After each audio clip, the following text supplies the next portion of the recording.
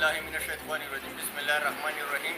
نن په ټول پښتونخوا وطن کې کم موجوده سلیکټډ چې کم حکمران دی د هغه د غلطو پالیسیانو په نتیجه باندې نن په ټول پښتونخوا وطن کې د مهنګایۍ یو طوفان یې راوستی دی. د هغې په نتیجه کې پیټرول شو، د بجلۍ بیلونه شو، خوراکي شیزونه شو. تاسو به وګورئ نن سبا په خوړو کې چې کومه اضافه شوې ده یا په نورو شیزونو کې شوې ده، دا د موجوده حکمرانانو د غلطو پالیسیو په نتیجه کې شوې ده.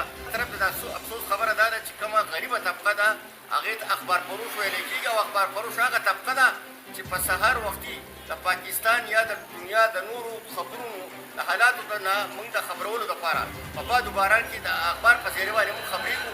نن هغه هم په اړتال باندې دي، په خپلو تکلیفاتو باندې دي. تاسو ټولو ته معلومه ده چې د هغو دپاره کوم د اخبارونو مالکان چې کوم دي د هغو په پرسنټیج کې یا د هغو په حسابونو کې اضافه نه کوي.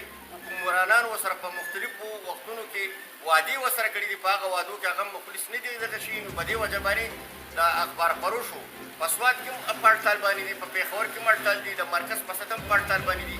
هغه به من قریب د دې موجوده بدترینې ملامتونکې ګرانۍ په خلاف باندې به هم هغه راوځي. او په 21 اکتوبر باندې په 9 بجې باندې به د پښتونخوا ملي پارټۍ د مینګورې سیټي زیر اهتمام یو اجتیاجي کیمپ د اودر نه په نشاط څوک کې لګي.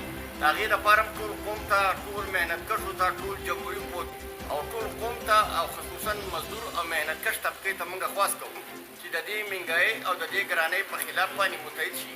نن که تاسو وګورئ ټول نو زما ډېرو درنو عزتمندو مشرانو، تاسو ټولو ته معلومه ده چې نن سیاسي کارکونانو، وکلا صاحبانو، د هرې طبقې خلک نن په اړتال باندې دي. خو ډېره د افسوس خبره ده چې قوم په خپلو کورونو کې خاموشه ناست دی. پکار دا دی چې په حیثیت قوم هغه هم د دې منګیه سره مخامخ دی. هغه هم پکار دا دی چې هغه به دې کې باقاعده طور باندې د جوماتونو په حساب باندې به دې کې برخه والي. بیا بل او موږ هغو هم دعوت ورکوو چې په 21 اکتوبر باندې چې د پښتونخوا ملي پارټۍ کوم احتجاج دی چې په هغه احتجاج کې اوږه په اوږه باندې ودرېږي. دا سلیکټډ حکومت چې کوم دی دا بغیر د اتفاق د اتحاد نه کېږي. ټولو جمهوري قوتونو له پکار دا دي چې هغه د جمهوریت لاره والي او د دې موجوده